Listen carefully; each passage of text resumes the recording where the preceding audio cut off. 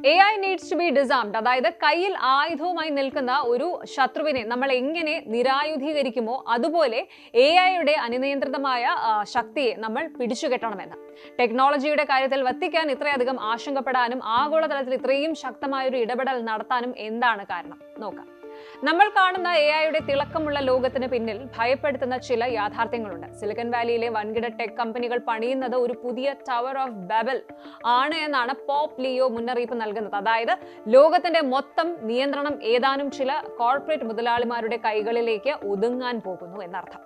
അതിലും കഷ്ടം ഇതിന് പിന്നിൽ നടക്കുന്ന ന്യൂ ഫോംസ് ഓഫ് സ്ലേവറി അഥവാ ആധുനിക അടിമത്തമാണ്. നമ്മൾ സുഖമായിട്ട് ഉപയോഗിക്കുന്ന ഈ കമ്പ്യൂട്ടേഷണൽ ഫ്ലോ നിലനിർത്താൻ എവിടെയോ ഇരുന്ന് കുറഞ്ഞ ശമ്പളത്തിൽ കഠിനാധ്വാനം ചെയ്യുന്ന ദശലക്ഷക്കണക്കിന് ആളുകളുണ്ട്.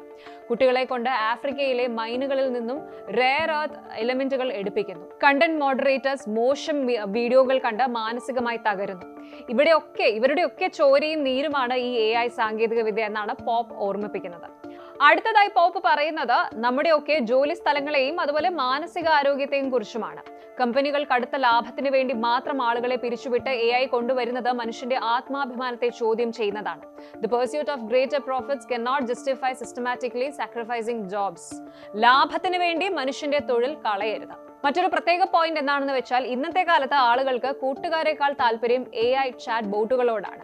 ഇതിനെതിരെയൊക്കെ പോപ്പ് ശക്തമായിട്ട് പ്രതികരിച്ചിട്ടുണ്ട്. AIക്ക് മനുഷ്യനെ പോലെ സ്നേഹിക്കാനോ കെയർ ചെയ്യാനോ കഴിയില്ല. ഇതൊരു വെറും സ്റ്റിമുലേറ്റഡ് കെയർ മാത്രമാണ്. യഥാർത്ഥ മനുഷ്യബന്ധങ്ങൾക്ക് പകരമായിട്ട് ചാറ്റ് ബോട്ടുകളെ കാണുന്നത് പുതിയ തലമുറയെ വലിയ മാനസിക പ്രതിസന്ധിയിലേക്ക് തള്ളിവിടും.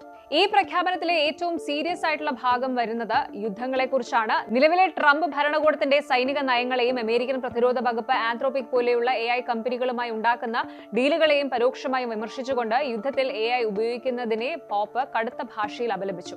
മനുഷ്യന്റെ ജീവൻ എടുക്കാനുള്ള തീരുമാനം ഒരിക്കലും ഒരു ആൽഗരിതത്തിന് വിട്ടുകൊടുക്കാൻ പാടില്ല. ഓട്ടോണമസ് വെപ്പൺസ് അതായത് മനുഷ്യന്റെ ഇടപെടലില്ലാതെ തനിയെ ആക്രമിക്കുന്ന ഡ്രോണുകളും മിസൈലുകളും ഒക്കെ വരുന്നത് യുദ്ധങ്ങളെ കൂടുതൽ എളുപ്പമാക്കി മാറ്റാം. ഇതിന്റെ ഉത്തരവാദിത്തം പക്ഷെ ആരെ ഏറ്റെടുക്കും? ഒരു തെറ്റായ കോഡിംഗ് കാരണം ലക്ഷക്കണക്കിന് നിരപരാധികൾ മരിക്കേണ്ടി വന്നാൽ ആർക്കെതിരെ നമ്മൾ കേസ് കൊടുക്കും? അതുകൊണ്ട് AI-യെ അടിയന്തരമായിട്ട് ഡിസാം ചെയ്യേണ്ടത് ലോകത്തിന്റെ സമാധാനത്തിന് അത്യാവശ്യമാണ്. കൂടുതൽ വാർത്തകൾക്ക് news 18 Keralam YouTube channel subscribe ചെയ്യുക.